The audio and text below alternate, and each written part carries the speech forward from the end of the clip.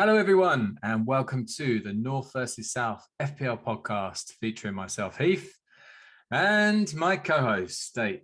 How's it going, buddy? Really, really good. I'm very happy to be here today. And that's not even sarcasm. I am happy to be here. It's a Monday. We're recording on a Monday.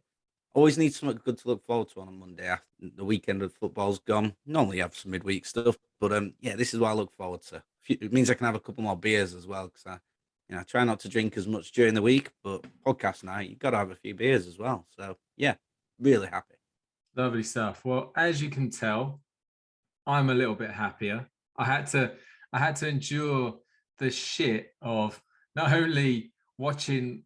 Well, I couldn't even really watch the football properly, but kind of seeing the results coming in before Watford had scored against Villa, and seeing Burnley going 2-0 up and then 3-0 up, and Norwich going 1-0 up at Liverpool, Newcastle getting a result against West Ham, and at the same time, I've edited one podcast a day before, and then I'm editing the transfer special, which if you haven't listened to, go listen to it now. And yeah, I was miserable on both of those. So I'm going to apologize to the audience. I'm going to apologize to you. I need to perk myself up now because that's what Watford does to me. That's what football does to me. I hope I'm not the only one. I'm not a sad loser on my own, but unfortunately, when your team's having a shit time, it normally does reflect in your personality. If you're, as obsessed as I am. How are the Merry Millers, mate? Well, I'll get onto the Merry Mills in a moment, but you do still realise you are still in the bottom three and 4 points adrift of safety, yeah? Yeah. That's okay. Don't like to be a complete dickhead, but I just wanted to make sure you understand the facts that are out there. Rafa and me want to let All right, Rafa. yeah, so and I can sense Burnley Rafa coming on. Burnley could be out of sight of you within a couple of games as well. So things could be back to doom and gloom for next week. Fingers crossed. It's Yeah, okay, but State. It's okay, State. We've got Woy. We've got Woy. We're gonna be all right. Woy, yeah, you'd be all right in the We're gonna be championship. all right. Woy.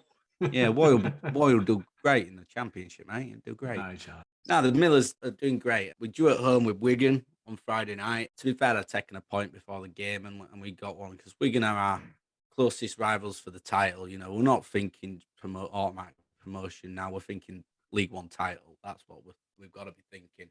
We're 9 points clear of third place, MK Dons. We've got a game in hand on them as well, so we could go, 12 points clear of them. We play tomorrow at home at Morecambe. Big, Morecambe aren't doing too great, so if we can get 3 points there, it'll be massive at home. That'd be good because then we've got a couple of big games coming up then against the likes of we've got Plymouth coming up away. We've got MK Dons at home. So, and those are two teams that are in the playoff spots. And if we were to lose to both of them, we're giving them both a chance to sort of double up in terms of catching up on us a little bit. So we don't want anything like that. But we're having a good season, so still going well for the yo-yo for the season and getting back up there to hopefully give it another crack in the championship. So yeah, Nice. And I saw the Wickham 5, Cheltenham 5. What a what, game! people talk about the City Spurs game being great, which yes it was, but yeah, you can't beat getting down to your lower leagues and you're seeing 5-5 thrillers. I mean, absolute nuts game. I mean, I think to be fair, I think Cheltenham like they went 1-0 up, and not many people would have expected Cheltenham to get out there, but then all of a sudden Wickham were 3-1 up by half time, and it was nuts again. Cheltenham got it back to 3-0. Then Wickham scored 2 goals in 2 minutes for 5-3 up. Then Cheltenham got back to 5-4, 5-0. That's people who, if you were at that game that day, you got your money's worth. That's for sure. Definitely got your money's worth. And it's good to see Sam Vokes has finally found his level, League One football. Very good to see. You're not a fan of Sam Vokes? I'm not a fan of him. I just never thought it was a Premier League quality striker, to be fair. But Burnley obviously thought it was for a time. But yeah, never mind. But Fair enough. And like you kind of hinted at there, the Spurs Man City game, the Leeds United game. Well, I say Leeds United, yeah, but Leeds against United game. What yeah. a couple of belters, eh? Yeah. The Premier League were good this weekend. Good entertainment. I think you got money's worth out of it. I must admit, I took great satisfaction from Leeds fans, in a few WhatsApp groups. I mean, just going mental, saying how they were the greatest team when they'd scored 2 goals in 25 seconds to equalise, and then all of a sudden radio silence within another 20 minutes when they lost 4-2. And you ask them a general question: "What are you having for tea tonight?" No response. I mean, how rude. I mean, how rude is that? But that's football fans for you. Just can't handle it when the teams are winning and losing. They can only handle it when they're winning. I'm a Rotherham fan. The year we're in the Championship, I'm still a gobby little shy about it because I'm just proud to be a Miller. There you go. But never mind. I'm still waiting for those responses, Leeds fans. By the way, what did you have for tea last night? Was it some? Did you get something from Alanga Road? Yeah, Hey. Seen that in a few WhatsApp groups today. Yeah, so yeah, the Wikipedia change, but yeah, it was some cracking football. I think great for a neutral. Good to see the teams down at the bottom picking up some points as well, because we want to see that gap close and more teams get dragged into the mire to make it an even more exciting relegation fight. I'm pretty sure you'd be happy for a few more teams to get fully dragged in there to give you more opportunity. Definitely. I mean, I think it's opened right up in the sense of Newcastle doing what they're doing, Burnley going and getting that away win. I'm not even talking about Watford right now because I'm realistic. It's going to be a real, effort to get us out of it. But Burnley with 2, 3, 4 games in hand on some teams, if the fact is that that Veghurst and Cornet, if they're firing, they've got a chance. Newcastle. I know they've lost Trippier. St. Maximan wasn't around at the weekend, but the fact is that again they've given themselves they've given themselves a chance. And Everton losing, Villa losing, Palace losing, Brentford losing. I mean, Brentford really, if Watford win their games in hand, they go above Brentford. It's that simple. Yeah, Brentford are a team in dire straits at the moment. I mean, they're just really struggling, aren't they? I think you gotta. I mean, the only saving grace they've got is that they had a good start to the season, got some points in the bank, and they sort of did what Huddersfield Town did that first season. They were in the Premier League. They won Huddersfield Town won they were top of the league after 3 or 4 games. I think they'd won 3, drawn 1 or something, and that 10-point start they gave themselves just gave them a bit of that impetus to make sure they managed to survive. And that's probably what Brentford have got to hope for, because they can't pick up a. They haven't picked. I think they've won one league game, haven't they? This calendar year. I think that was right at the start of the year, actually, didn't they? I think they beat Villa. I think before before Gerrard took over, and I think they've lost every Premier League game since then. Have they? Or have they maybe picked up a point? Maybe I think I got a point against Palace, didn't they? Yeah, 2-0 with Palace, because that busted me on my ACCA syndicate that way, and I went for both teams to score in that game, and it didn't happen. But yeah, they've been beating every game since, and fixtures don't get much bigger for them now. They've got Newcastle coming up at the weekend, then they've got Norwich, then they've got Burnley in their next 3 games of Brentford. Now they lose those 3 games, they're definitely in there, because they're losing to the teams around them and below them, and they'll be in desperate need. Yeah, big time. definitely. And we've got a title race on our hands as well. Although, the way Liverpool obviously had a bit of a scare, but then pulled themselves out and won comfortably in the end. But Tottenham doing everyone a favour really by kind of giving us a title race. Turning up. They decided to turn up, did Spurs, didn't they? Harry Kane decided to turn up, played some good football, did Spurs. I mean, that Harry Kane chance which Madison saved in the second half, if that had gone in, what a goal that'd have been. Just pretty much first time little 5-yard passes all down the pitch, and they were all of a sudden in. But yeah, it was a good game, great performance from Spurs, and yeah, thank you. It's really going to make that Liverpool City game a massive, brilliant, fantastic game to watch, hopefully, because if Liverpool win the game and the 3 points behind, they'll be level in games, and they play each other. I think, is it March time? I think so. If that's the case, it could be a huge game for the title race, definitely. So yeah, March or April, I think they play each other. So yeah, we'll see. Yeah, I think that the way that played out as well, the fact that City got that last minute equaliser, I think people kind of thought that was that, and they got themselves out of trouble. But for fair play to Spurs to carry on going for it and actually go for the win when they could have just accepted the point. Spurs have got a great record against City over the last sort of 3 or 4 seasons, I think, to be fair. Well, one of the better records that any other team has got. I mean, I think, they beat him at the start of this season with under Nuno. They beat him last season with Mourinho in charge when the game at White Hart Lane. So I think Spurs have taken more points off City than most sides have over the last sort of 3 or 4 years, so probably. Well, we've got to talk about that later on in the North versus South predictions / results. Yeah. But let's crack on. So, like we normally do, that we've got our game week review. We've got our shit list this week. Back from the dead, the hit list. We haven't had that for a few weeks now. Then we've got our North versus South mini league update.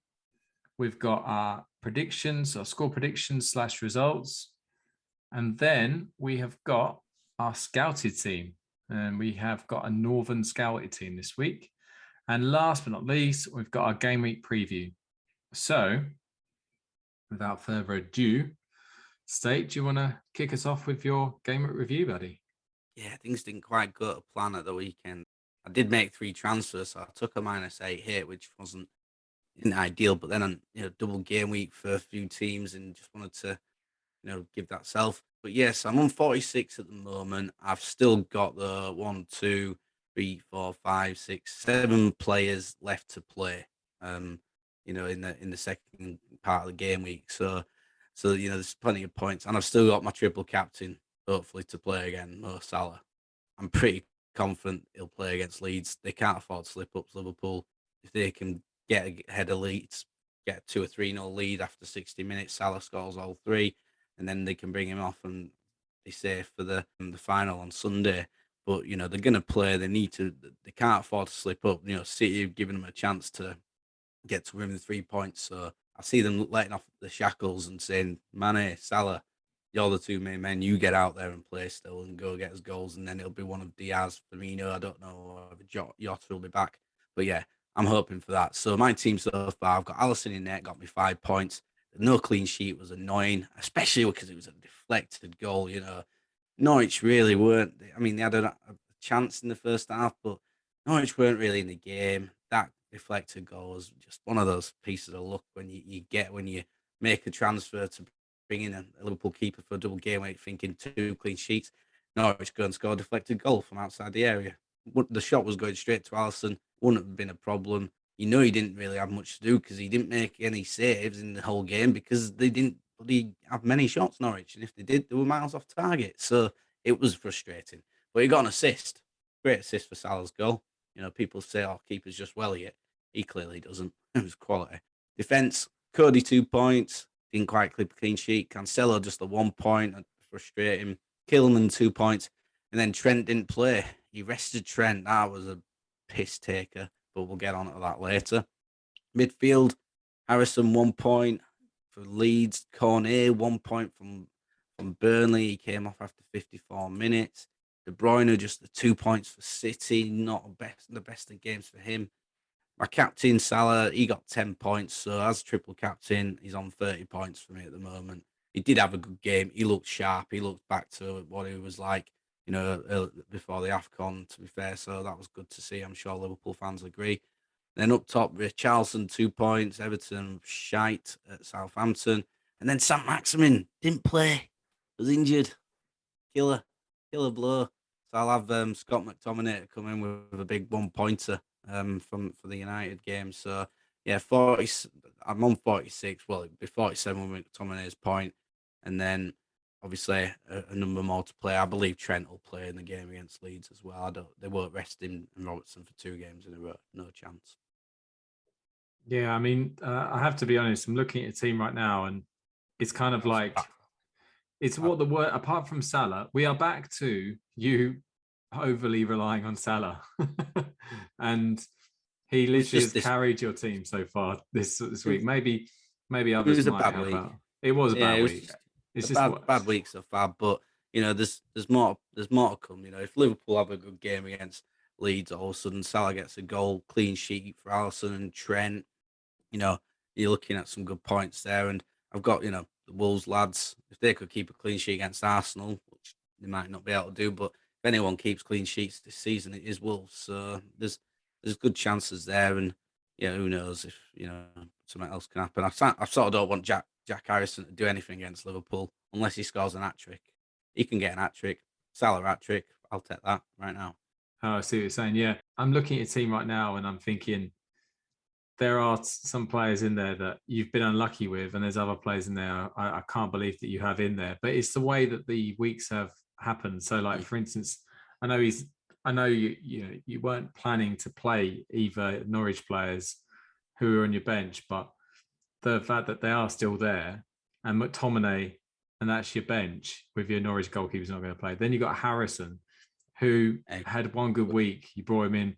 Cornet, to be fair, I really rate him. I think he's just going to have one game where he's going to get back on track, and I reckon he'll be firing again. But Maximan, I mean, yeah, I don't know. He's good, but he doesn't often score more than one goal. He might score a goal. Yeah, he might get bonus points. Yeah, fair play. Doesn't get enough really, but yeah, you got to do what you got to do at the moment. I think I was like, hoping Liverpool with 3 players, hopefully all of them were playing, were a big thing for me to try and get some points there, and hope that City, De Bruyne, and Cancelo did well against Spurs, which Spurs have been playing poorly recently. They've not even been getting goals, and you're thinking, well, City can keep it tight, could keep a clean sheet. De Bruyne do well. Then I had 5 superstars there, basically my 3 Liverpool and 2 City players. That's some steady away squad. Let me ask you a question, right? Let me ask you a question. Okay, and I'll grill you on this, and then we'll leave it at that, right? So you took out Alisson for Sarr, right? Yeah, and obviously it worked out because he got this Sarr, and he got actually Sarr got 4 points because he got a couple of bonus. He got a couple of save points, but anyway, that technically worked out. But were you not tempted to go for like Mane over KDB and keep Sarr in or something? And get free Liverpool that way. Isn't it more fun to have 2 attackers, or even go for Diaz if you were brave? To be fair, I think it was one of those ones where I wasn't 100% sure who might get rested from Liverpool for this one of the 2 games, and there was Jota was ruled out the first game. Is he going to come back for the second? Oh, actually, my God, yeah. Please, you haven't told the audience what you did this week transfer wise. Please tell the audience what you did this week transfer wise.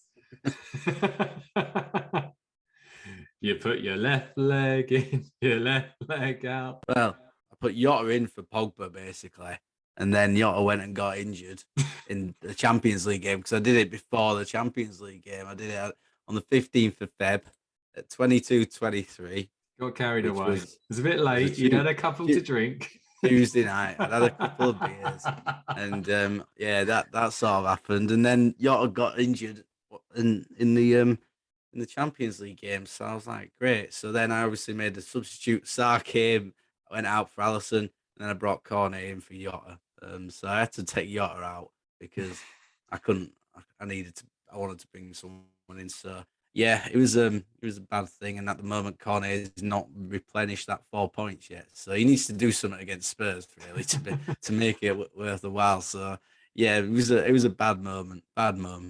We all have these things, and it was my own fault. I've been doing really well this year in not making the early transfers, but I fell for it this time round. What am I doing on Tuesday night? We're doing the podcast. We're recording the podcast. Yeah. So you got a bit carried away after the podcast, and you got a bit excited. I had a full bottle of white wine. That's why. Oh God. I got up the next morning. I'm like, yeah, was that bottle full when I started the podcast? And then the missus was like, yeah, it was. And I went, oh, crikey. Well, that went down quickly and nicely. Fair enough. So, yeah. But anyway, yeah, thank you for reminding the listeners about that, Heath. Well done. Why don't you tell me about your team? I can see you're very eager to do that. So, come on. I didn't think you were going to ask, mate. I don't want to ask, but we have to ask, I suppose. So, yeah. This week was the triple captain versus bench boost week, right? We both knew that when we both threatened to play our chips, that both of us were going to actually go through with it, and neither of us were going to allow the other one to get in each other's head. I attempted poorly to get into States Head for many different reasons on the podcast last week, on the group chat we're on. I kept on saying to about making Trent captain. I had a feeling he was going to get dropped. There was kind of like rumor on Twitter about him getting dropped. So I kind of thought I'd get in his head and see if I could. Didn't work. But anyway, we both played our chips, and it is what it is. But anyway, I'm doing quite well at the moment. I've got like Martinez. He got me 3 points. Not so good, but it'll do. Then White and Dean both got 2 points each. I had a nightmare with my captain. Yeah. And to be fair, I'll let you finish, and then what now? We'll let you finish. Actually, what the fuck, man? What terrible captain! I'm 1 minute away from it not being a bad you're not me. choice. You're not me. You're not Cancelo picker. You know, so no. Terrible decision. I chose Kieran Tierney as captain. I felt that Arsenal playing 2 home games. Tierney, of all defenders, gets forward. He could get a double point, haul from nowhere. And I just fancied him. And Brentford, to be fair, scored the 95th minute. I mean, that was a bit of a killer for my team. But ultimately, I'm not going to complain too much because of the rest of my team. So I think justified in the sense of 1 minute away from, 12-pointer. Might even got a bonus or 2. But anyway, then we move on to the success of my midfield. I'll start with the poor ones first. So Zaha, just the 2 points. But the key is he's still playing Watford away. That's why I brought him into the team. I didn't bring him in for Chelsea. I brought him in for Watford away. More faith in his own team, guys. No. More faith in Watford. I just know Zaha. And Palace fans know Zaha. Watford fans know Zaha. This guy turns up when he plays against Watford. He just does. Just trust me on that. Coutinho, he didn't turn up against Watford. Just 2 points. Thank God for that. He did have a good shot just over the bar, but it just went over the bar. It wasn't quite a goal, so it's fine. Then my vice captain, who should have probably been my captain, but again, you can't blame me for Man City away. You're not expecting him to do much there. Son, 10 points. Made him captain. I would have been laughing. Saka. Honestly, this guy, he's going under the radar in fantasy football. If Arsenal didn't have a double game week, people wouldn't have picked him this week. There's no doubt in my mind. He's doing really well. He got 10 points. Then we go on to my front line. I start again with the poorest. Josh King should have scored. Had a great chance. Pulled back. He's got to put it in. Yeah, he's put it straight at the keeper. It's come to him quick, but at the same time, he's got to put it away. Come too quick, my ass. Bloody hell. No, I'm just thinking of an excuse he might have. I don't know. I mean, it's hard to put it away, mate. You know me. Yeah, don't give him an excuse. Yeah, top bin kid. Top bins, no problem. Trying to miss, but accidentally putting it in. And then, so Emmanuel Dennis finally got me some points. I've forgiven him for that Norwich shit show. Great header, great cross from Sarr. Great header, and honestly, has put me in a very, very good mood. So, thank you, Emmanuel Dennis. Obviously, like most strikers, seems to be when they get the winning goal, they get the free bonus, which he did as well. And Harold Kane, that guy. Honestly, what is it? I mean, the only thing about it is that that's only his 3rd real haul this season. He got 1 against Newcastle, where I didn't have my team because you told me to take him out for a fine. I had him. I think I had him for Leicester, where he got a goal and assist, I think. And then Man City away. Unbelievable. But yeah, that's what he can do, and he was incredible against Man City. He didn't. It's not just the goals he scored. His all-round game was really good one. I mean, that pass for Son which led to the first goal, which when Son selfishly squared it. If Son hadn't been a dickhead and squared it, you'd have got Kane would have had another assist. Son would have had a couple more points with scoring a goal instead of an assist. So you could maybe have a word with Son about that. But yeah, Kane were brilliant at the weekend. That's the sort of performances we've been known to see from him over the years. So everyone's obviously been giving him stick this season for not being at the high levels that he's been at before. But I think you got to remember, I think all the top players have had a bad season every now and then, haven't they? Definitely. I'm just hoping he kicks on now for my Southern team, really, because I need him. With Salah back and Salah looking like the menace that he is, I need someone, and I'm hoping he's the one. But let's not forget, I've got my bench boost here, so I'm slowing down as if I'm about to kind of mention my bench. But no, they're getting points. So Foster, beautiful. 6 points. I mean, away at Villa, clean sheet. I'm a bit disappointed he didn't get any safe points, but that's just how well we defended that day, you know? Yeah, And Villa then, didn't do great, did they? Yeah. no, exactly. Jared Bowen, just a 1 point. Cucurella, just a 1 point. And Rudiger, I mean, I put him on the bench. Realistically, I mean, obviously he's bench boost, so it doesn't matter. But what I was going to say is that this was potentially going to be my bench if I didn't play my bench boost. So I'm glad that I did because I've got some extra points here. Could get maybe some more if I'm being greedy. Foster playing at home to Crystal Palace. So there's a chance that we've shut up shop now with Roy's way of playing. You know, we're playing quite well defensively now, whereas we're not scoring as many goals. So I think Foster might, you never know, might get some more points. But anyway, 73 points at the moment with 9 players to play. I'll be pretty upset if I don't get triple figures from here. And yeah, you should be on for it, definitely.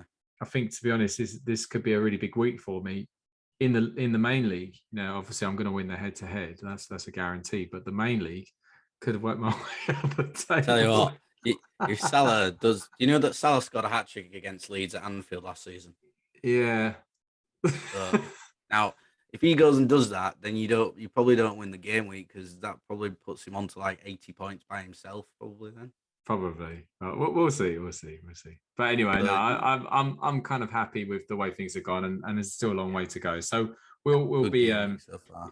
We'll be letting you guys know how we get on. Yeah, the rest of the game that's enough next now. week. That's enough. Yeah, that's enough. Yeah, enough of that. All right, we're done. Yeah, no more need for discussion about that. We're okay. Yeah, great. We'll move on. Let's move probably on. best. Yeah, brilliant stuff. Heath, have you got a shit list then? Since you've had such a blinding week, did you even be able to create a shit list? You know, did you give it any thought? Anyone on there? I have got a shit list. I've got a full shit list. Fucking brilliant. That's what I love about you, Heath. You're never too far away from bringing your mood right back down with a shit list. That's the spirit, kid.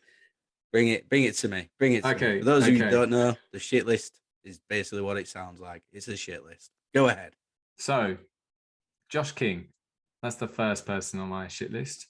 Yeah. The guy, I feel like I've been looking at him thinking, well, you know, it's bound to happen at some point. But the fact is, if that guy, I think he played okay against Villa, but there's definitely something going wrong between him and Dennis. They just don't look right together. I think it's two egos clashing or something like that. And like I say, at the end, that chance he had, I mean, we talked about it earlier, but that's a tap in. That's really, he's got to score that as a centre forward. He's got to score that.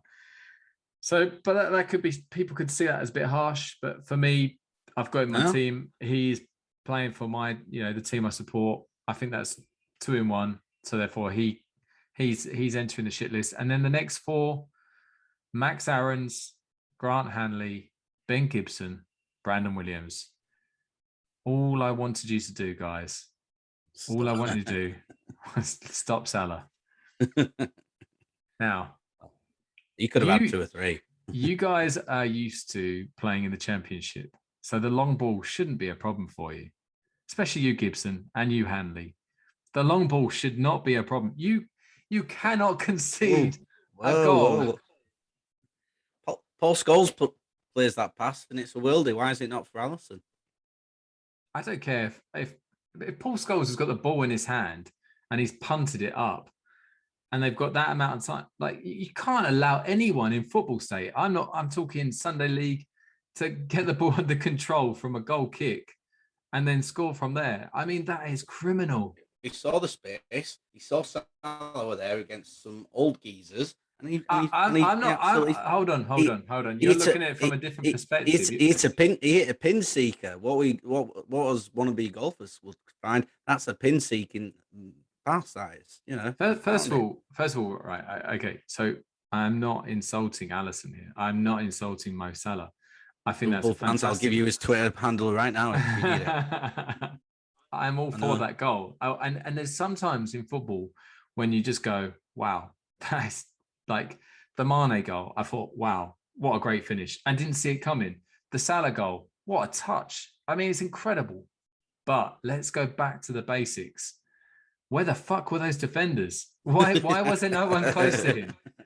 I don't know which one was meant to be marking him. If you're looking at Williams or Aaron's for their speed or their pace, whatever, or Gibson and Hanley because it's gone right down the center of the pitch. For fuck's sake, it's ridiculous. Anyway, so that's my shit list. There's all 5 of them on there. King probably a bit hard done by there, but the 4 Norwich defenders, boys, come on, you're better than that. Actually, I don't know if you are. No, they're not. They're not. They've conceded 53. They've conceded the most goals this season, 53 goals in 25 games. They're going to concede goals like that. Not like that, though. Goals, yeah, but not like that. The fact the ball has come that long and that far, and they've allowed a centre forward to be able to take the ball under control, turn, and then score is just, I'd say it's criminal. Anyway, what have you got for me on the shit list? This is always a highlight. Yeah, well, to be fair, so a couple of things on the shit list. So first of all, player-wise, nothing to do with my fantasy team or even yours.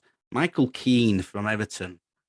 Don't know what he was thinking for the Southampton goal where he decided to just try and just scuff a little 5-yard pass to Andre Gomez, put him right in the shitter, and then Southampton went and scored, from it. I'm like, what are you doing, Michael Keane? This lad used to be in England starting centre half, probably under Woy actually, and that's probably why we were shit under Woy as an England team. I was just watching it and I'm thinking, God, what a shit house. Lampard must have been absolutely fuming about that, especially when Everton, they're struggling away from home. They're looking good at home, but away from home, Lampard's come out and said that. But it's making their own mistakes like that.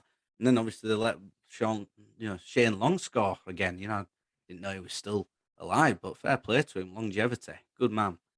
Then, so my next one's like a combined one, right? So somehow Pep Guardiola has found a way to get his soul into somebody else's body, and that person was Jurgen Klopp.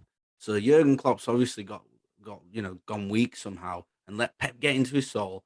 And then Pep's gone in there, he spun his magical roulette wheel and said, "Right, who are we gonna pick to play this week? Oh, I'll tell you what, we'll pick Joe Gomez instead of fucking Trent Alexander-Arnold. Well done, fucking Pep and Klopp combination." Plopp. Plopp. You want to call it Plopp? So we're going to call it Plopp Roulette from now on, okay?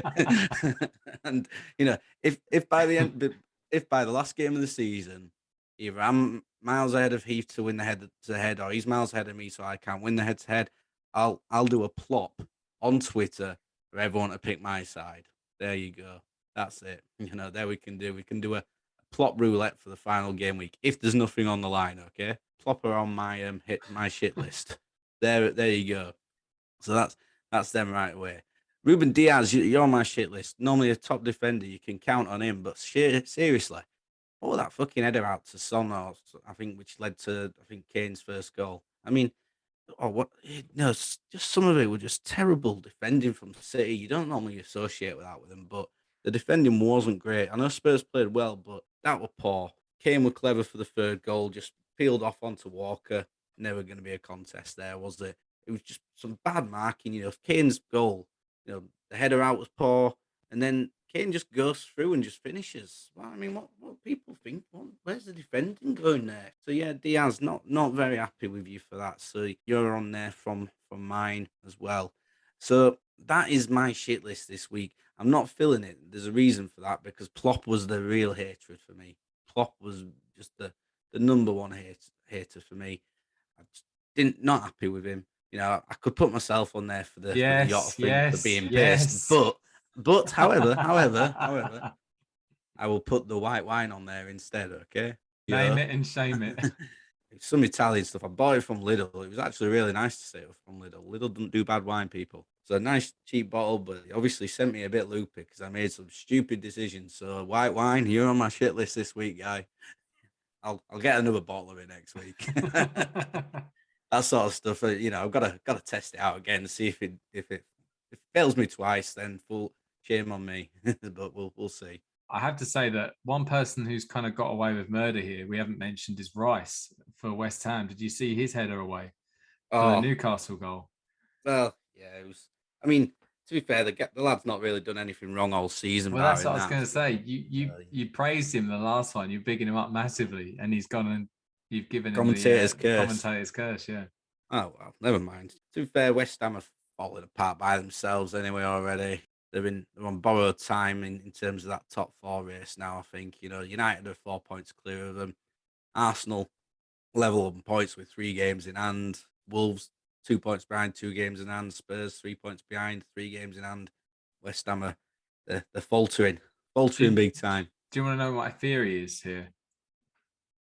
If West Ham right now and maybe Chelsea had a shit list, my ego is telling me that I would be on it right now. Do you know the reason why? Yeah, because you're bringing all their players in and fucking them over.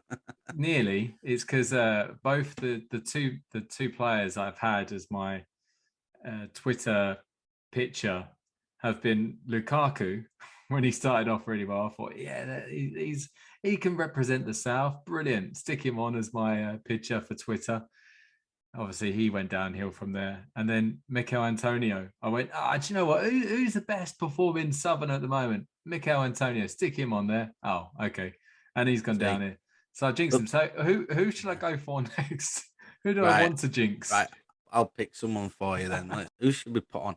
Well, it's got to be Son or Kane now because they're going to go on a run, supposedly, according to everyone else, aren't they? Everyone's now, like you said, you know, hindsight's a brilliant thing, but guarantee, you know, Son and Kane's selection. I think some might have been quite well selected anyway. Kane probably still was a little bit because, well, he's Harry Kane.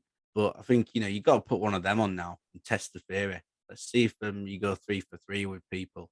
I'll do that for sure. And the good thing is that it's going to be easier to Photoshop with the Spurs kit. It's a blank canvas there, isn't it? Yeah. So put Son or Kane. It's got to be one of them two. I'll try and do a combination of them, you know, together. You know, that'd be quite good. Screw them both over. Con. Yeah, quite good. Or sane. Yeah, sane quite good because you've probably been a bit insane, but there you go. They did have that last season when they were doing the goals and assists every other week or whatever it was. There was someone who put them together where they photoshopped their faces onto each other. It was quite scary, to be fair. Do it. But yeah. Okay, cool. Definitely. We'll do. See, I've just kept Ronaldo on as mine because I'm not got in my team. Don't care if he doesn't do too great in this year because I think he's been a detrimental signing really for United. Yeah, I'm going to keep Ronaldo on there. You know, when you've got a marquee name like Ronaldo, you can just keep him on there. It doesn't matter because, you know. Yeah, maybe you've jinxed him as well, actually, thinking about it. That's fine. He's not in my team, so I couldn't care less. Fair enough. Okay, well, let's move on to more positive things. Let's move on to our hit list. And if you haven't heard this podcast before, our hit list is a maximum of 5 players. We are basically looking at FPL and we're trying to work out the best players from our respective regions who we think you should be bringing in. So, State, who have you got on your list, buddy? Well, first person is I'm not putting him in there for an FPL reason. Okay, just to make that. The rest I am, but first one I'm not. Okay, first one Jordan Pickford. I want him to be on the hit list of every single manager in the country right or in the world in FPL right now. Because if you haven't seen it, when some fan at the boxing tried to mug him off by saying, "Oh Jordan, Everton getting relegated this year, Everton getting relegated, Everton getting relegated." Parrot, and just brilliant. Pickford calls him a parrot because this guy's trying to get a rise out of him.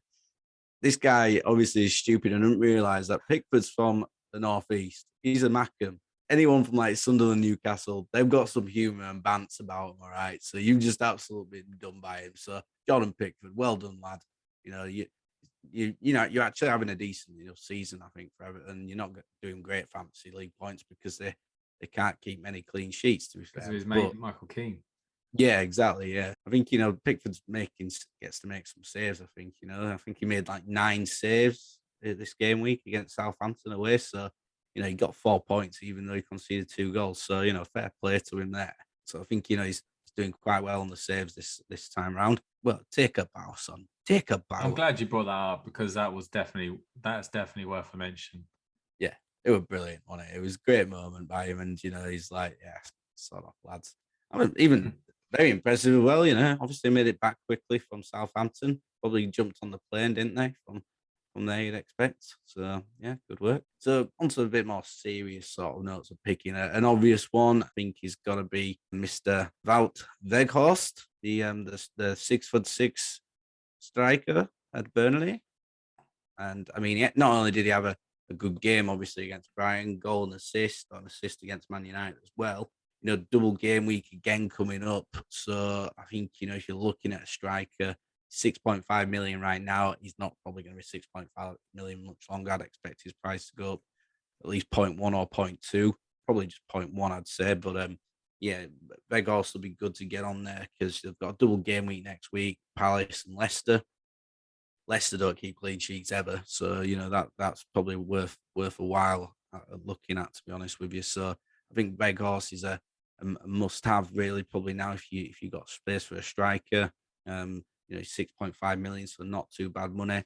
Burnley hitting a bit of form, so yeah, there you go. That'd be one for the records right there. I think definitely. Jadon Sancho is one to be looking at now. 8.9 million, but under Ranieri, he seems to be starting. He's playing most games now, and he's getting involved in stuff again. He's getting goals. He's got some. I know one of his goals was against Middlesbrough in the cup, but he scored in that game. Scored against Southampton again. A couple of assists against Leeds. He's starting to show signs of why United signed him. He's getting into the positions where he can play that final pass. It might not be one of those killer balls that Bruno plays, but he's getting into those positions now. He's getting shots off. He's looking like a lot more of the player that United signed, and they're playing to his strengths as well, which I think was a big thing. They didn't seem to be playing to his strengths, or initially when sort of he signed for United, and he didn't really start first few games that often. Ollie was sort of slowing him in. Then they got Ronaldo. They changed the style how they played at United, but under Ranieri, I think that he likes the wingers to try and get in behind, do some spins, and Sancho's movement's pretty good. So I think he's someone to be looking at now. Maybe a bit of a differential. I don't know. He's not picked by many people in the game. He's less than 3%. So I think he could be someone to have a look at, and he's definitely improved over the last sort of 3 or 4 games. Maybe look at Jadon Sancho as one of those. So that was him. Then, well, I sort of tossed and turned about a few, to be fair, because it's you're at this point again where you don't want to sort of be saying the same old thing all the time. But I know I made the mistake of taking him out this weekend in goal. But Sarr at Wolves, he's somebody definitely you got to be looking at having him as a keeper. 5.2 million. He makes a lot of saves as well. But Wolves have got a good defence in front of him. They're well compact. Now they've got Arsenal, West Ham, Palace, Watford, Everton, Leeds, Villa, Newcastle in their next number of games. So they're not playing any of the big boys over the next sort of 6, 7, or 8 games. Okay, Arsenal and West Ham fans might think differently of that, but I think he's proven this season he's sort of like the main goal. How Martinez had that season for Villa last year. I think we're seeing that Sarr's the man this year. He's got nine clean sheets, 82 saves this year. So he's got sort of, some good save points every week. So I think, again, for a keeper, 5.2 million, don't think you can be ignoring him too much on that. If you are ignoring him, stop ignoring him. Okay. It's a good shout. He is a very good goalkeeper. I think that they looked at Rui Patricio and I think that when he left, you're a bit like, oh, what's going on here? Who are they bringing it instead? And he's been much better than him. He's a very confident goalkeeper, and he makes a lot of saves, but his distribution is very good as well. So Wolves have done well there. They've upgraded massively there. Finally, next one's going to be a gamble. That's for sure, because you're gambling with Pep Roulette. A few weeks back, they were home and dry. Now they're in a title race, and Pep will still rotate because he always does. But I think you're going to be seeing the main guys coming to the forefront here. Now, you've got to decide for yourself who these main guys are, right? Who's going to be the ones who come. But I think you've got to be looking at Riyad Mahrez as a potential differential to some. Now, again, he's not picked by many, but when he's on the pitch, he takes the penalties. That's for starters. He will take some set pieces if they want a left foot to take it, and he's on the pitch as well. If they're not going to have De Bruyne taking them. But I think, I think he's going to start. He didn't start against Spurs, but I think he's playing really well at the moment. I think City's, with the games they've got coming up as well, Mahrez is going to perform in a lot of those. So I think Mahrez could be a differential shout. People might be screaming, saying, no, he's not guaranteed to start. Well, not many in City are. So you could choose then, look at the other options, your Fodens, your Bernardo Silvas, maybe. Bernardo Silva's not been getting as many points as what he was earlier on in the season. His big sort of stretch of scoring goals has ended. He hasn't scored in over 10 game weeks as Bernardo Silva now. Got a few assists, but first 15 game weeks, yeah, his stats were great. Since then, he's been getting 2-3 points, a couple of 5-pointers, that's it. Whereas you look at Mahrez, when he's been scoring bigger points, yeah, he might miss the odd game, but then he scores big points. So you've got him, maybe Sterling, who costs more money, but that's why I've gone for Mahrez, because I think, Sterling will play up top, which I suppose is a bit of a differential there. He'll play up the middle a lot more when he starts, but Mahrez for me could be worth a gamble. That's what people have to accept, that it is a gamble. And the thing is that if you play fantasy football one way, that might not phase you at all. But I've got to be honest with you, if I had to pick Northern players, I would say well clear of City myself, because they've got to be focusing. They've got to focus on the league and the Champions League, but surely their focus is more on the Champions League than it is on the league. So I don't know. I personally, I wouldn't risk it, but at the same time, that's where I don't have to worry about it over here. But it's a difficult one. Mahrez is definitely one of the picks because he takes the penalties. I think Kevin De Bruyne, when a couple of weeks ago they had a penalty and Mahrez stepped up for it, and you thought, oh, okay, De Bruyne is not taking the penalties anymore. That's interesting. Okay, and he's a lot cheaper, obviously Mahrez, but Sterling's a great differential. But again, if it works out for him, so much money. Well, if it doesn't, that's the problem. I think the thing with Sterling, I suppose, that you've got at the moment is that Jesus is injured and they're unsure about when he's going to be back. Now, they don't really have a striker then now. They'll play that false nine, maybe Foden or Mahrez or someone. I think, more likely Sterling's going to be sort of playing that game, and he might play as more of a proper nine, whereas they might, for Champions League, play it more as a false nine, who knows. But I think Sterling obviously started the last 3 games, and he scored 3 against Norwich, got a couple of assists, he's got over 10 goals this season. So Sterling could be worth a punt with Jesus out, yeah, potentially. But then you're obviously using him up as a midfielder. So it's whether you think it's worthwhile taking out somebody, bigger for that. Yeah, and that's the thing. I mean, there are a lot of good midfielders out there at the moment. That means that, again, to bring someone in for that amount of money, you have to be 100% sure that they're going to not only play every week, or if they're not going to play every week, they're going to come off the bench every week as well, and they're going to do something. Like I said, it's always a gamble with the City ones, but that could be something that could make the difference for you against someone else if you get the right choice. My head's thinking Mahrez as because he's a couple of million cheaper. Heath, what have you got on yours then? What's your hit list looking like? You won't be able to beat the Jordan pick for comment, so don't even bother trying. All right. Okay, I won't try. Any football fan right now knows, especially if you follow FPL, you just know that this is a 100%. You have to go for this guy. So if you've not seen it already, he's got 2 goals in 2 games. But the way he took his goals, I'm thinking he's going to be scoring every week probably until the end of the season. If that's the case, you've got to have him, and that's Craig Dawson. I'm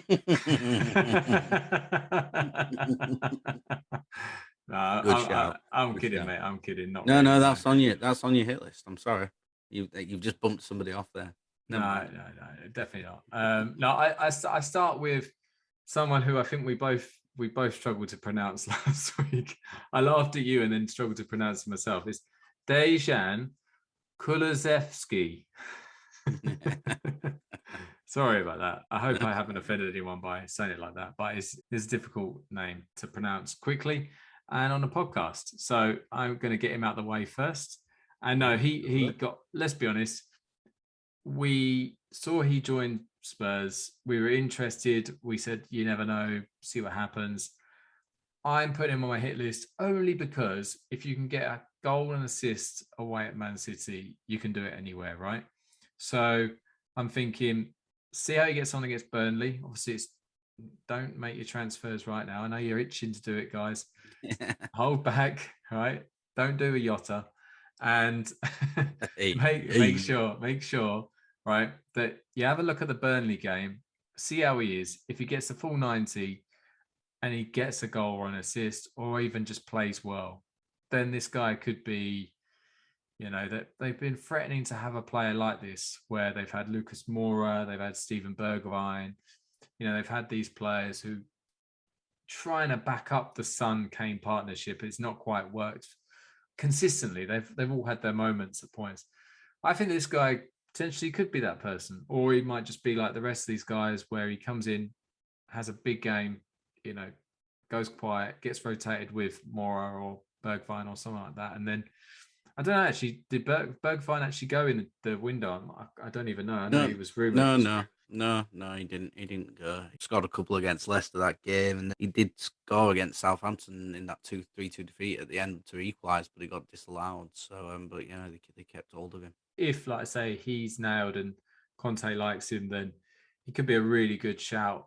If Spurs' fixtures are pretty much a sea of green coming up as well, you could be laughing. Son and Kane.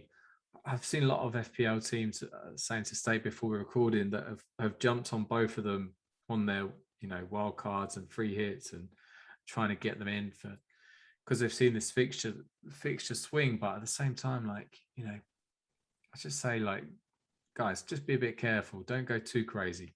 I understand if you bring in one, but not both of them. A lot of money, and Kane has been pretty poor, apart from, like we said earlier, 3 games this season. So we'll be a bit careful with that one. Anyway, so I'll move on. I've got Hakim Ziyech at Chelsea.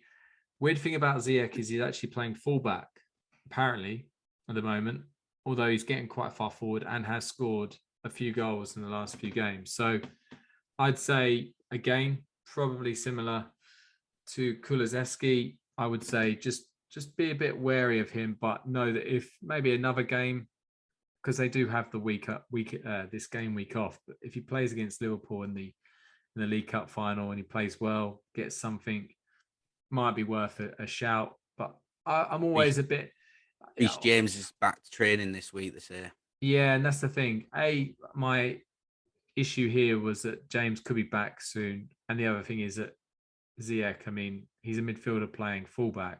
I always feel a bit uneasy about that. It seems a bit weird, but if you're scoring goals. So who knows? James might come back, and they might put Ziyech in the front three. He's a very good player, nonetheless. Yeah, and he also had the chance that was disallowed. So he technically scored twice. One was ruled out for VAR. So he definitely got himself about. The next 2, I'm going to say, one on form, one not so on form, but he's got it in him. So we've got Che Adams, Southampton. He's on form. I don't really 100% believe in him, but he scores every now and then, and you think, oh, could he be? And then he goes quiet again. Not quite, doesn't quite hit the heights that you kind of hope he will, but did take his goal very well the other day against Everton. And then James Ward-Prowse, talked about him quite a few times. The guy is the set piece extraordinaire. Not many people you could say in the league, apart from maybe De Bruyne, who's got a better set piece on him. So Southampton's fixtures also looking pretty decent coming up. So the other one would be that Brozier.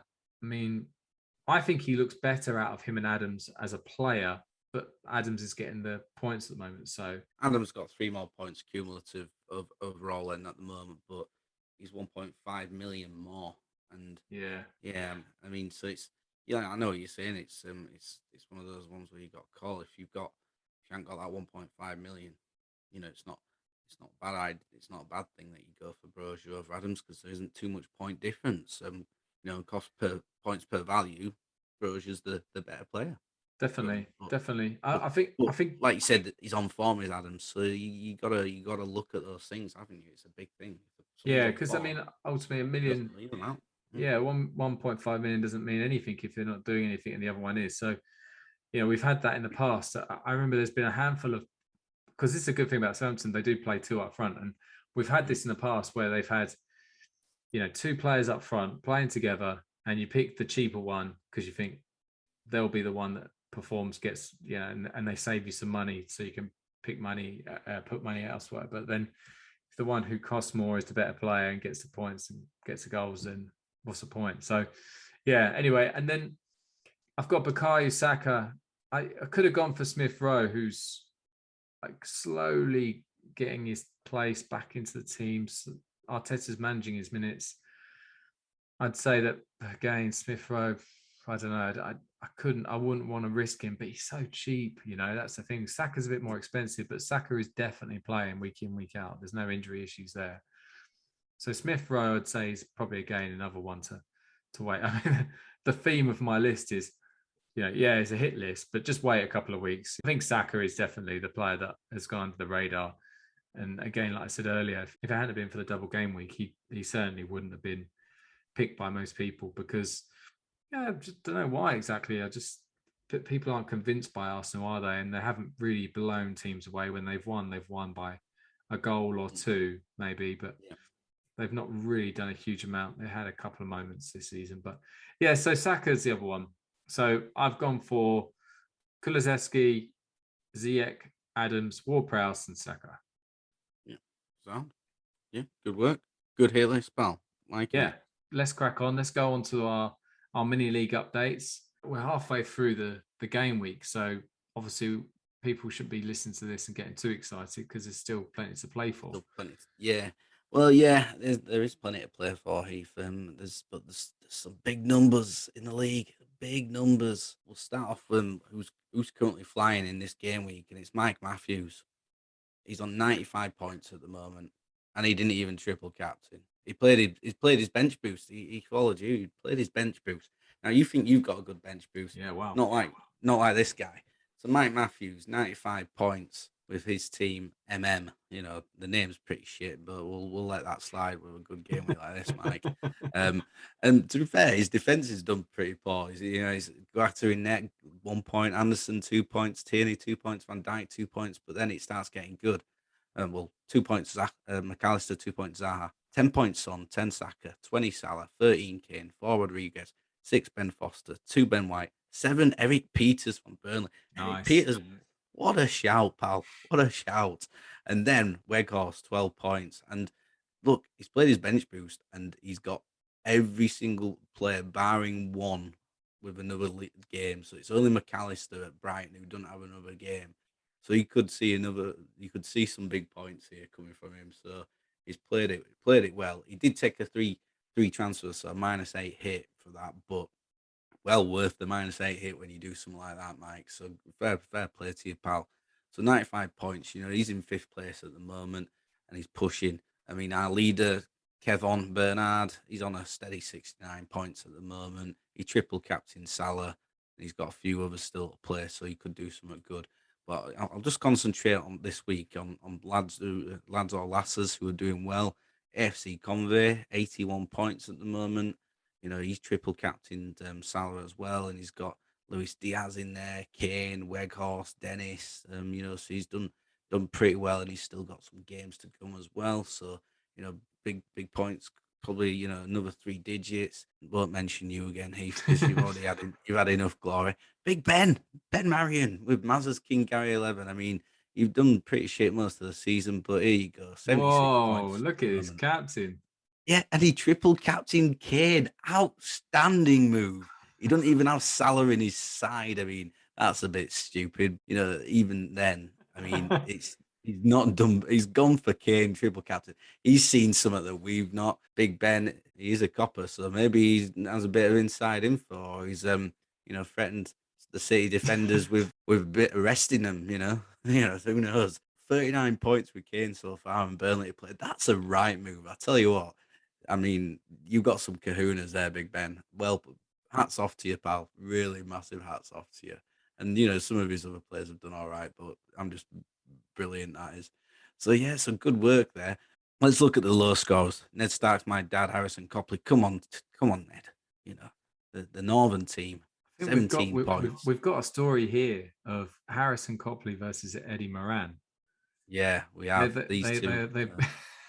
They're gunning for each other, aren't they? But King in the South and Ned Stark's my dad. I mean, Eddie's on a steady 32 points. He's back on track. yeah, he captained Conor Gallagher. I'm assuming he knew that Gallagher couldn't play against Chelsea, and just thought that they are playing against shitty Watford in the second game, so he's bound to get several goals. So maybe that was his reason. But he had Kane as his vice, so he's probably now quite quietly hoping Gallagher goes down with COVID and can't play before the non-ice where you don't have to isolate after Thursday. But he'll be hoping Gallagher just as another game off against Watford. Kane bags a few more, and hey presto. But yeah, those two are having a good competition. El Badger Poopers, 31 points. He's not doing badly. The El Badger. Still got Mason Greenwood in his squad, which is disgraceful. You need to get that out. I don't care if someone's injured and gone somewhere else, but you probably need to get Greenwood out there. It's not going to reflect well on you. But that means you've got 10 points coming in because Greenwood and Delph aren't playing. You've got Simicast and Jimenez on your bench. So you're going to get 2 more points. Craig Cathcart, 7-pointer. Hey? Yeah. Oh, what a legend. What a pick, eh? Yeah. And then High Tech FC. Let's see how that bad boy's doing. Has he done something to his team? Because there's no Reds in his team anymore. What's going on? They've all come back. Oh, fair enough then. Well, there you go. Zaha, Pogba, they were all injured for a bit when they Chalobah, Pereira, and Vestergaard were all injured. They've all come back. Still all got 0 points, right? But never mind. but then he's got 8 points coming in from Cresswell because Chalobah didn't play, so he's got 2 points coming in from McAllister. So he's got another 10 points there. He'll be up to 31. So really, it's there's some decent scores on there this week. A lot of people are above the average already with more to go. And yeah, I mean at the top of the table, Kevon's still miles ahead. Betty Swallocks in second, but Betty Swallocks has got a fight on now, but with a few others. Ian Hellingwell, one of our pie chart WhatsApp admin people. If anyone wants to get on a WhatsApp FPL group or fantasy football group in general, then check out Ian on Twitter and he'll provide you the link. But yeah, it's looking a real competition for those Champions League spots now from second to fourth because anyone who's on 1,500 points or more could really sort of push on that one. So yeah, could be good. I'm still in front of my new arch enemy, Ashton Horner. So I'm still keeping ahead of him. And Heath, you're having a good week, so we're going to probably see you. I'd say you might get up there a bit further, but you're 30 points off the 15th place spot, and he's got 81 points this week. So I don't think you're going to catch him just yet, but we'll see. No. But that's our mini league updates. As I've already said, thank you very much for everyone who's joined. And then moves us on to our predictions, which I think we're still ongoing with Heath. How are we getting on with the predictions so far? Yeah, we are still ongoing. We've got a couple of games left. So we've got Burnley versus Spurs to play. Both of us put down an away win, and Arsenal versus Wolves, with myself going away and State going for an Arsenal home win. So the games so far that have been played mean that Arsenal Wolves game, it hangs in the balance. State needs an Arsenal win because West Ham Newcastle, I went for a draw. State went for a home win. Yeah, you got the draw. Yeah, Brighton Burnley, we both went for a draw, but that didn't work out. Southampton versus Everton, I went for a home win. State went for a draw. And Man City versus Spurs. I got a good luck with this one because I went for a draw. I didn't go for a Spurs win. I didn't expect that to happen. State went for a home win. So actually, the Arsenal Wolves game isn't going to be enough because I totally forgot that West Ham and Newcastle drew. So yeah, I've got the week, and to be honest, I think that's 5-1 maybe or 5-2. Yeah, you're spanking me on the predictions, definitely. But let's see what happens this next game week, eh? What have we got? What have we got this next game week, Heath? We've got a match of the day full of fixtures. On Saturday, how good was it just to have match of the day with 8 fixtures? 8 fixtures. It's brilliant. Anyway, this week we've got Southampton versus Norwich. You're going to have to go for a home win there. Yeah. Southampton in good form. So I think it goes without saying that we're both going to do that. Yeah. Then we've got Leeds versus Spurs.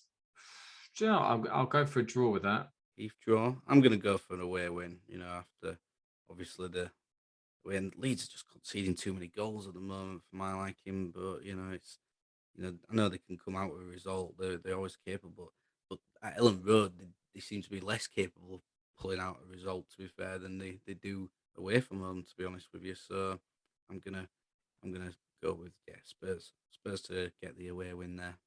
Fair enough. Brentford versus Newcastle. What a game that is. Yeah, I'm gonna go with a draw on that one personally. I mean, I could fancy Newcastle and I should do really, but surely Brentford are gonna not get beat again at home, and they do seem to be able to grind out a bit tougher games. So I'm gonna go draw. I'm just looking at form alone, and therefore I'm going to go for a Newcastle away win. Yeah, fair enough. Then we've got Crystal Palace versus Burnley. I will start with that one, and I will go with a draw. Yeah, I'm inclined to agree with you on that usually, but I'm gonna go home win. I'm gonna say Palace are gonna pick up a win there. Wilfred's gonna turn up and halt the Burnley charge. Nice. Manchester United versus Watford. And just to let you guys know, I'll be at the game. And after the game, I'll be meeting my co-host for a few bevies, as they say up north. Yeah, we'll see where the night takes us. What are we thinking, mate? Man United versus Watford. Home win. Home win, Heath. I am not going to be Mr. Silly here and predict an away win. I know. I'll go home win as well. Yeah. Yeah. Wise.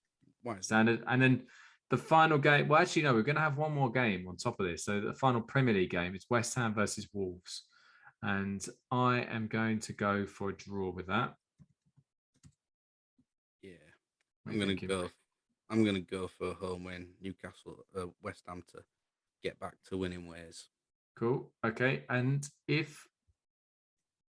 because it's a big game for, some people don't really like the League Cup, but we're traditional. We'll give it its due. So Chelsea versus Liverpool. This one's going to be double points. So I'm going to go with a Liverpool win. Yeah. Okay.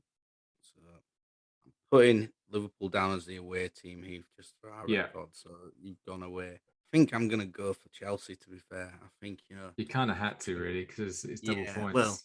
Well, no, yeah, exactly, to be honest. And I suppose, can you go draw? Are we just doing it for the 90 minutes, or we're doing it overall? Who wins it? Let's go crazy. Let's do it for the whole 90 minutes. So whoever wins it, who's holding the trophy at the end of the game? Right. So yeah, I'm gonna go for Chelsea then. So I think it'll go into extra time, maybe in penalties. To be honest with you. So we've turned our back on our respective region. Yeah, yeah, basically, yeah. I think that might have happened in a couple of them, to be honest. So yeah. No, that's fine. I'll put them in our group, Heath, our podcast group, so we know what we've got on it. So that's good. Excellent. We look forward to another beating in that for me. Yeah, that should be fun. Yeah. So we've had a few features that have come and gone over time that we've been doing the podcast, but one that we've kept throughout that's been coming in and out really was the scouting team. We enjoy the idea of trying to look at specific teams that normally we favor away from the top six and some of the more predictable teams that people have FPL players for. So we thought that looking at the fixture swing northwise, we looked at Leicester City, a team that are not having probably the best season. They're still in Europe, but they're mid-table, but closer to the bottom half than the top half, really. And they're a couple of results away from potentially getting crazily dragged into a relegation fight. I don't think they will. I think they've got too much quality. But State has very kindly gone through and given us some insight. So just to remind you, the way we actually structure the scouted team, we have 5 different sections. We have good from afar, far from good, which is a good player but a low FPL scorer. Then we've got a differential, someone who is underestimated but could be a big point scorer. Then we've got a newcomer, so it's a new player to the league. set piece extraordinaire, who takes the free kicks, corners, and penalties. And the final one is Captain Fantastic, a consistent scorer. If Leicester City were playing Norwich and Watford in a double game week, who would you put the captaincy on? That's what we're looking for. So, State, how did you get on, buddy? First of all, I would say, Leicester have got some double game weeks to get fitted in because they've got 3 games to catch up on if you look at their game weeks. So these double game weeks could get put in at any point as well. Yeah, I mean, as he said, they've got a lot of green coming up. They've got, in the next 1, 2, 3, 4, 5, 6, 7 games, they've got 5 green. And the 2 reds they've got are Arsenal and Man U. And those aren't teams that you'd say put your house on them not getting stuff out of as well. So, yeah, good run of fixtures I think that Leicester have got, to be fair. They've got Liverpool and City out of the way for the rest of the season. Leicester haven't had a great season, but they've still got some people worth definitely having a look at. And don't be looking at them for clean sheets. That's what I'll say for just for starters, people. If you're looking for clean sheets, Leicester are not the team. 3 clean sheets this season, not exactly clean sheet form. And just to sort of give you a bit of look at that. Norwich have got more clean sheets than Leicester have this season, so there you go. So don't be looking at them for clean sheets, but there are some things there to be looking at. I mean, for starters, so first player, good from afar, but far from good. So a good player, but a low scorer. Now it's actually a newcomer who's coming to the Leicester side. As the season's drawn on, and he seems to be now an ever regular in the starting lineup. And it's Keenan Dewsbury Hall. Now I've watched him in a few games. I think he looks a really good footballer. Good player. Got energy. He seems to be boxed. He can tackle. He can get stuck in, but he can seem to play things nice and simple. But he's got energy. So I think he's one of those good from afar. He's not going to score you much fantasy points now. He's only been playing regularly since game week 15, and he's got 1 assist in that time. But Leicester have kept 2 clean sheets since he's been playing, so that's double the amount of clean sheets they kept for the previous sort of 15 game weeks. So maybe he's brought a bit of solidity in that sort of holding midfield role. So I think he could be your good from afar, but far from good. But if you've only got a few million and then there's no point score, he's only 4.4 million at the end of the day. But yeah, I mean, he's picked by 0.2% of people, so I don't think he's going to do much there. Your differential, Ademola Lookman at the moment, he looks very lively in games. He's starting more. He's scoring a few more goals in the last sort of 6 or 7 game weeks. So he's cheap at 6 million. He's definitely getting the game time now, and he's showing that potential that we've seen from him years back when he was at Fulham.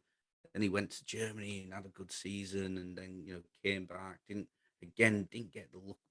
I don't think had the run in a team as much as maybe he needs. I think he could be sort of a bit of a differential. He could score you some big points because he's played very far advanced in the pitch, and Leicester do like trying to get these wide players forward. So he could be one. It was between him and, to be fair, there was the lad Pereira, the fullback, who has scored lots of points in fantasy over the previous few seasons. Last year he didn't because he was injured for a lot of it, and he's been injured for most of this season as well.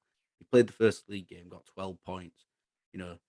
Then that had a bad game week after that, but then he got 4 points against Norwich. Then he's been pretty much out the side most of it. Came back just 2 weeks, in game week 25 against West Ham, he scored a goal, got 6 points. Didn't get anything this weekend, but he did score points. So he was the one competing with Lookman, but I'd probably just edged Lookman over him because you're not going to get clean sheet bonus points probably from Pereira and Lookman's more further forward.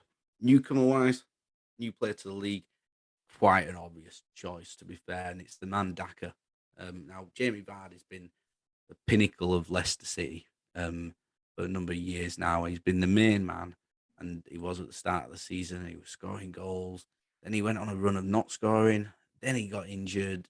Now he's expected back soon, but are these injuries just creeping up a little bit more regular now? He's a bit older now. His Vardy, what he does, but Daka's been really impressive, and he's got 4 goals, 3 assists this season, so not brilliant stats, but at the end of the day, he wasn't starting at the start of the season. He wasn't starting many games. He wasn't even coming on because Vardy were playing the full 90, or they brought Ian Acho on.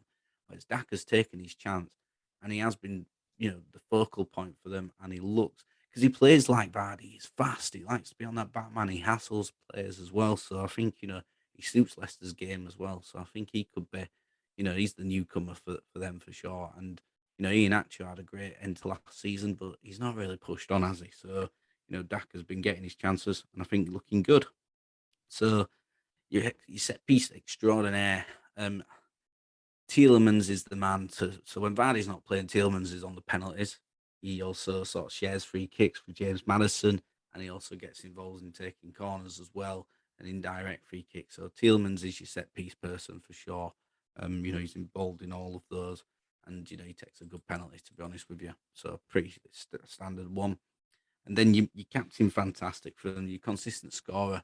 I mean, it has been a little bit more difficult with Leicester because they've had a bit of an inconsistent season, but probably the sort of since like game week 13 or something, this man's been their consistent person and scoring points, getting goals or assists in a lot of the games, and that's James Maddison.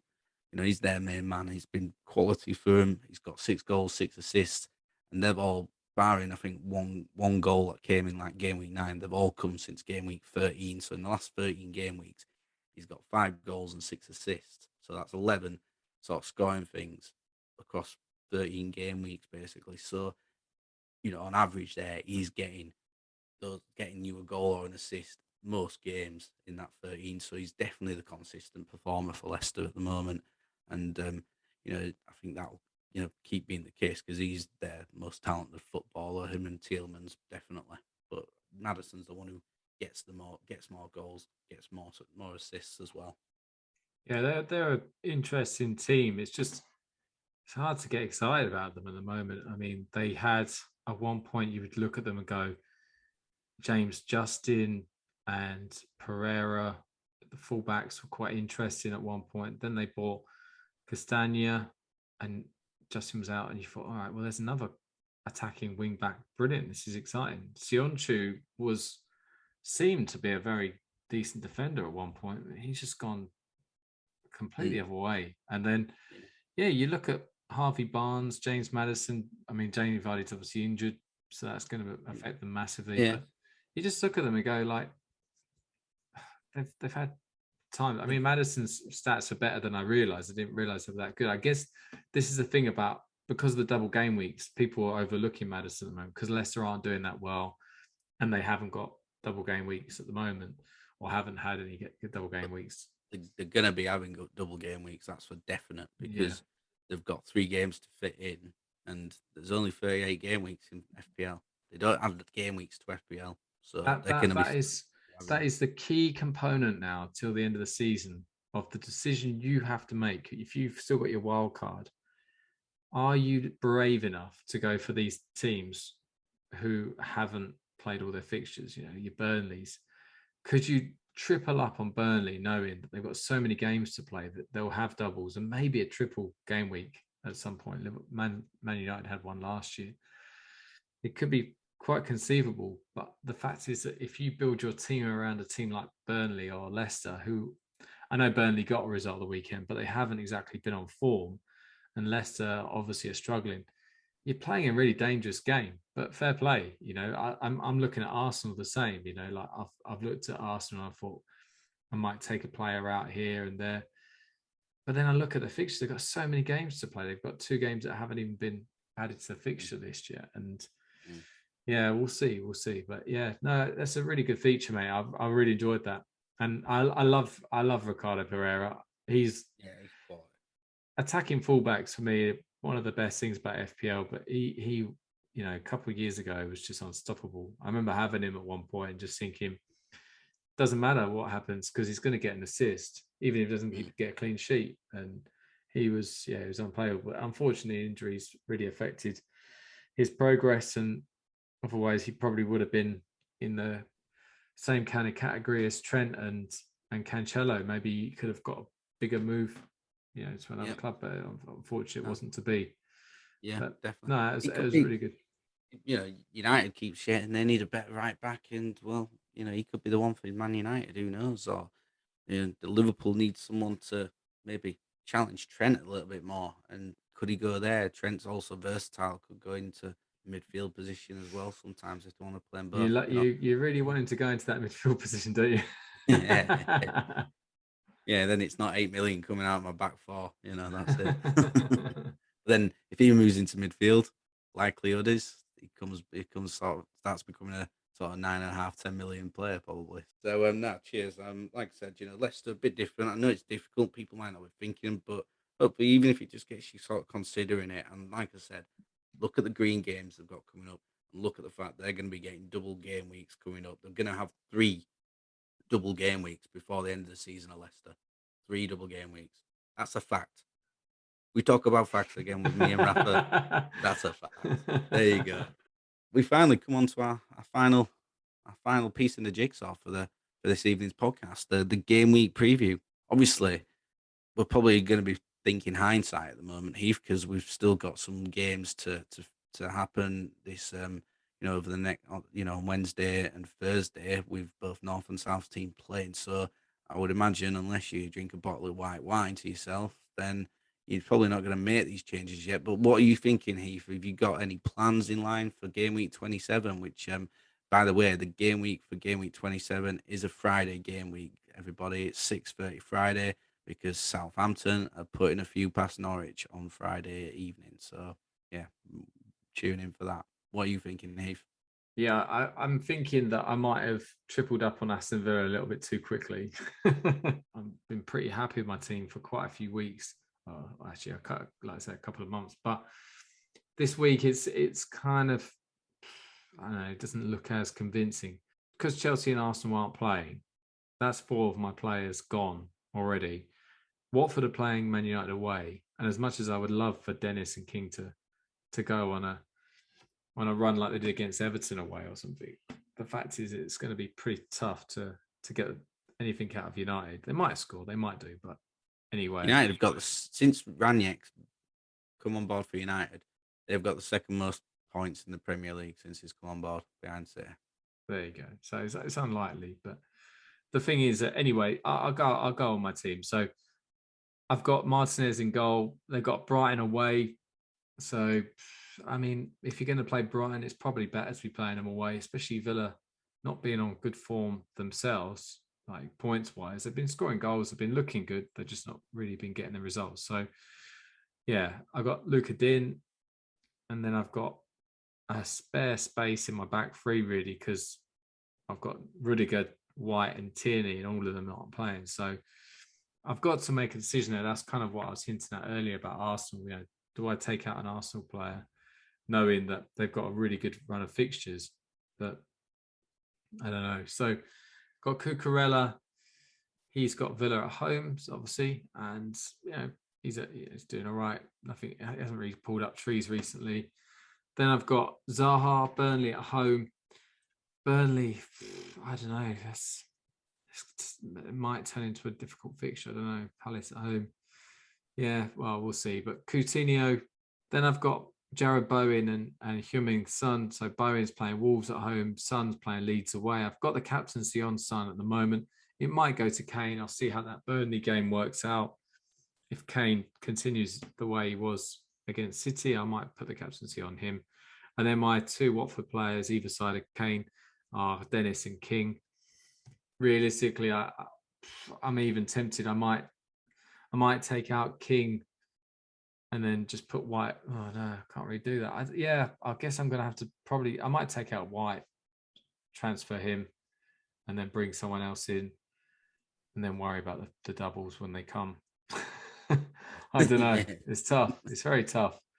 So, and then Foster's on the bench as well, obviously. So, yeah, I'll be honest. Literally, that just then while you were doing your Leicester thing, I was having a quick look, but that's the first time I've really looked at my team for this week, and I'm slightly relieved that I'm missing 4 players rather than more, because I don't have any free hits left. I ruined them. I got rid of them as soon as possible for some particular reason. I don't know why, but I've only got my triple captain left now. So yeah. How about yourself, mate? What are you looking at? Oh, mate, it's not looking good. In my squad, I've got 3 guys who are not playing this weekend because they're in a cup final. One of them's Mo Salah, so that's not good for starters. and I've got a fourth guy who I need to get rid of him on my bench, Adam Idar, because he's now out for the season. He was having a little good run, was He Idar, wasn't was, he? And yeah, now yeah. he's gone. So having a good cheap pick, all of a sudden doing well, and then he's off the market basically now. It's going to be tough to think. I've only got one free transfer. I'm not going to take Mo Salah out. I'm not going to take Trent out. Just for one game week because I've still got my Wolves players there, Man City playing as well. I mean, Wolves have got West Ham, but West Ham aren't firing as much at the moment, scoring as many goals. Wolves are good at the back. So, it's not like I'm desperate there. I've got things there, but it's not looking good, to be fair. I must admit, I'm probably going to have to take. I've got money in the bank. I've got 1.8 million in the bank. So, I could possibly be looking at 2 transfers and taking a -4 hit probably this game week. But I know what I want to do. There's a very good likelihood that Mr. Weghorst is coming in because they've got a double game week. They've got Palace away, Leicester at home. So Weghorst will probably come in. I'm thinking Richarlison probably going to come out. He isn't doing much. They've got City. That could be good because it'll increase my money even more so. So then I could get rid of him. And the likelihood is I'm going to bring Sarr back in for Alisson now, because A, he's cheaper, but B, also preparing for game week 28, where Wolves have got Palace and Watford at home in that game week. So I'm thinking a couple of weeks ahead there. That's what I'm probably thinking is, get Sarr back in and probably Weghorst will be the 2 transfers if I do decide to make 2. And then I'm going to have lots of money, quite a bit of money left over from that. So then I'll be able to get rid of the following game week. I'll get rid of Idar and then I'll be able to bring in hopefully a half decent striker then. Oh, nice, mate. Yeah, I do feel for you because, well, actually, I don't really feel for you, but who's your captain going to be on? It's my own fault, isn't it? It's my own fault. I'm going to be looking at Weghorst, to be fair, because it's double game week for him. He's in a bit of form. Palace and away, Leicester at home. Leicester don't keep clean sheets. I could put it on like De Bruyne. I could do a Cancelo gamble as I've done before, and it might pay off. But I think double game week, Weghorst doing well. Burnley really stepped up. Then I think it might, unless he But I'm not going to make the transfer until obviously after this game week's over and his next game's done with. But I think he's probably going to be a good contender for a captaincy spot. To be honest with you, might not compete how you expect with like whoever you decide to put on there, but double game week, and you can't ignore that sometimes when it's a week where your three your Liverpool players are not playing because they've not got a game, so you're not going to captain Salah, who's the obvious choice most get every game week pretty much. So do something a little bit different, someone with a double game week, because you've got you've not got anyone to have a double game week this game week, Yeah, whereas I have. I was going to So say, would you not be tempted to go for Nick Pope in goal, or like bring in 2 Burnley players? it's an option.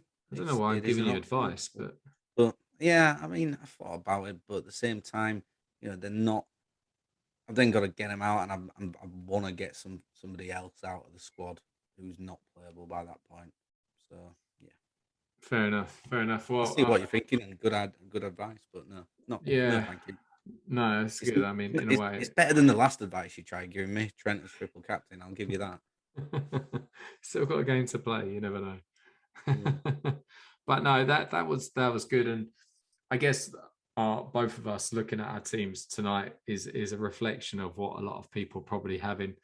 Feels like it's this game week has been the party game week, and then next week's like the hungover game week where everyone's kind of looking and going, "Oh God, Mm. what am I going to do here?" But Yeah, that's the thing; you got to be in it to win it, and you got to enjoy these double game weeks when they come for when you play your yeah. free hits, you play your bench boosts, your triple captains, all that, and you're basically basing your team around that. I think there's another big game week coming up in game week 30. Don't ask me who's playing double, but I'm pretty sure there's quite a lot going on there.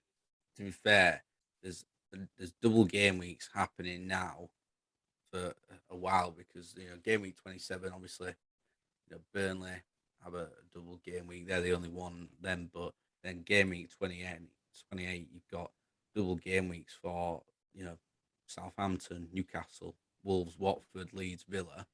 game week 29, you've got double game weeks for Liverpool, Arsenal, Spurs, Brighton, Everton and Newcastle. And then game week 30, I think game week 30 at the moment is the one. It's game week 29, I think, that you're thinking of. When you think Arsenal are going to have a really good double game week, well, they've got Leicester and Liverpool, so think again, sunshine, maybe. Only one more game for you. We'll see. I think the best thing is that, and again, if you play points leagues, fair enough, that's what most people do. But if you play a head-to-head, this is where taking the hits are.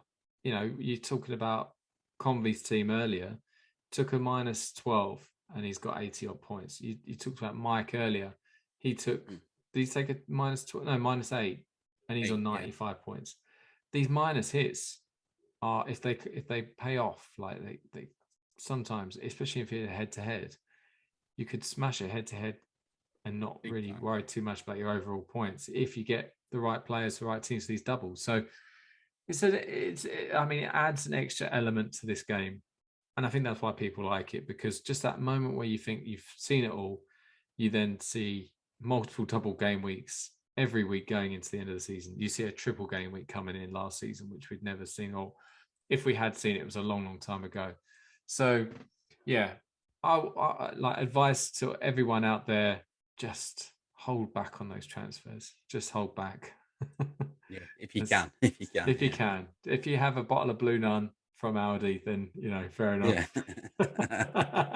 Well, like you said, you can always bring it back the next week, guys. You can bring it back the next week. The head-to-head, if you're in a tight head-to-head, and you can afford to take the 3-point hit, which then fair enough, take it, and bring it back the next few weeks. If you have to do that, but it could be an interesting game. That actually was a strategy that one of us did last season. I think it might have been you, where you took a massive hit one week, knowing that you weren't going to win that week because the other team had. Yeah. This is before we went live, and I won the game week, but you would set your team up for the week later, and then I think you won that. And it was like you'd set your team up for a handful of weeks coming up, and you can do that with the head-to-head if you're not too fast about the points league. Yeah, but it's a really good kind of like another way of looking at it, really. Definitely so. And and even with your points weeks, you've got double game weeks to come up galore. So think about it. Try and plan ahead if you're that, because if you're like maybe 100 points off someone, but you play it right, and you've got your double game weeks coming up, you could make some serious points back. So see what you can do. Yeah, exactly. But guys, it's been an absolute pleasure as ever. And mate, I always love this podcast. It's cheered me up when I've had my tough times with Watford, but when I'm having a good time with Watford, it's made me even happier. Right now, I haven't even got a glass of whiskey tonight. Just straight water, straight vodka. Oh, you get to say, I've been on Shipyard tonight. It's nice. There are other. By the way, there are other beers out there, not just the Shipyard. There's also other shops. I've got a great bar to go to in Manchester this weekend. All right, by the way, great bar to go to. Yeah. Any of our fans around in Manchester, let us know. I'll send you to a different bar. Me and Heath will just go to this one. Well, yeah, and guys, we'll definitely keep you updated. So the next time you'll hear this next week, we'll give you a full update of how that night went. Just to remind you, our Twitter handles. So the North versus South Twitter handle is @FPLNVS. So States is @FPL_Northerner, and mine is @FPL Southerner. There's no underscore. Let's see how the rest of this game week goes. I won't get too cocky yet, but I'm pretty much thinking it's in the bag. I'm gonna fuck you up in Manchester. And on you're not getting into the hotel room, kid. I'll tell you that now. And on that bombshell. No, it's been great, guys, and we'll see you next week with a full update of the Manchester night out. Thanks.